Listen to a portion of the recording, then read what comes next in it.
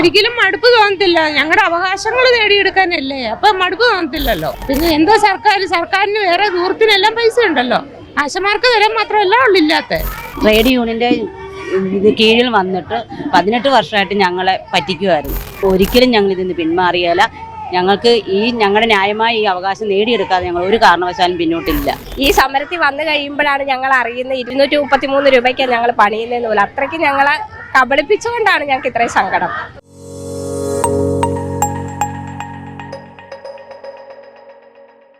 നമസ്കാരം. ഇന്ന് ലോക വനിതാ ദിനം.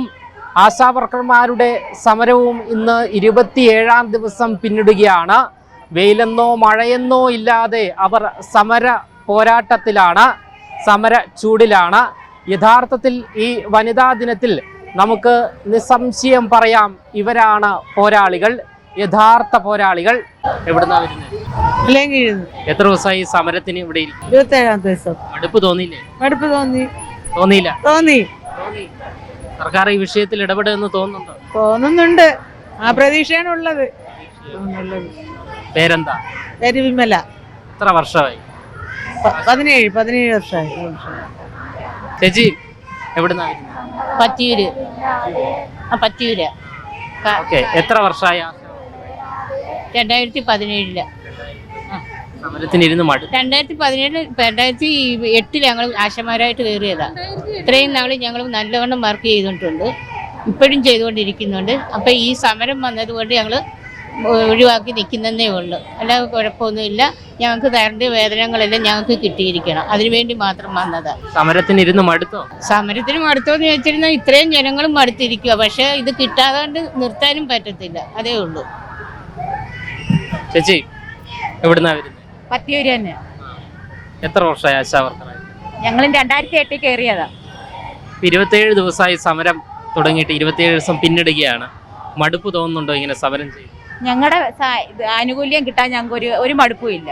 അത് കിട്ടിയാൽ ഞങ്ങൾ പിന്മാറും. ചേച്ചി മടുപ്പ് തോന്നുന്നുണ്ടോ? 27 ഒരിക്കലും മടുപ്പ് തോന്നത്തില്ല. ഞങ്ങളുടെ അവകാശങ്ങൾ നേടിയെടുക്കാനല്ലേ, അപ്പൊ മടുപ്പ് തോന്നത്തില്ലല്ലോ. പിന്നെ എന്തോ സർക്കാരിന് വേറെ ദൂരത്തിനെല്ലാം പൈസ ഉണ്ടല്ലോ, ആശമാർക്ക് തരാൻ മാത്രമല്ല ഉള്ളില്ലാത്ത.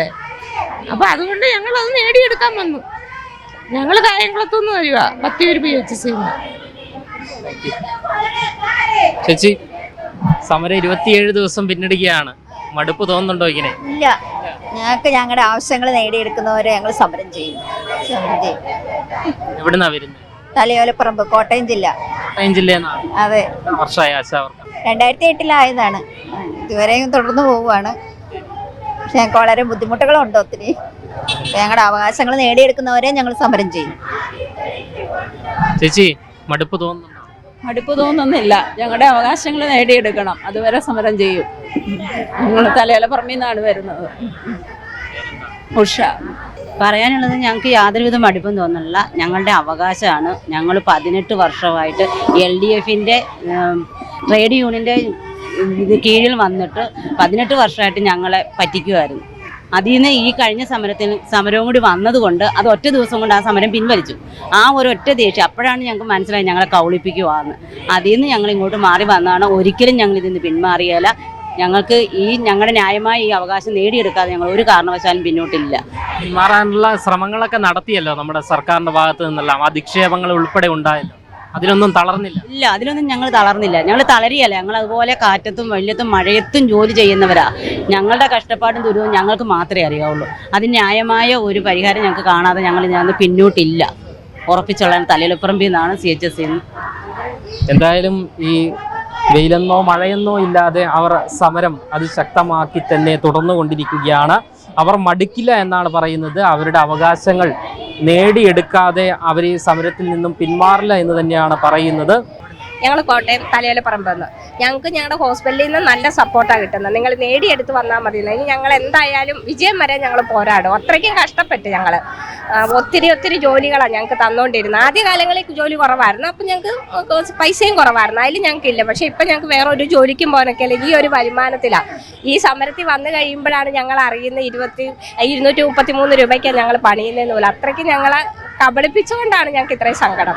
എന്തായാലും ഈ അമ്മമാർ എല്ലാവരും പറഞ്ഞു വെക്കുന്നത്, ഈ ഒരു വനിതാ ദിനത്തിലും അവർ പറഞ്ഞു വെക്കുന്നത്. അവരുടെ അവകാശങ്ങൾ അവർ നേടിയെടുക്കും, അവരുടെ ആവശ്യങ്ങൾ അവർ നേടിയെടുക്കും. അതിന് ഗവൺമെന്റ് കണ്ണു തുറക്കുമെന്ന പ്രതീക്ഷയോടുകൂടി തന്നെയാണ് 27ാം ദിവസവും ലോക വനിതാ ദിനത്തിൽ അവർ പ്രതീക്ഷയോടുകൂടി നിൽക്കുന്നത്. ക്യാമറമാൻ അഖിൽ അശോകിനൊപ്പം അമൽ രുദ്ര, മറുനാടൻ മലയാളി, തിരുവനന്തപുരം.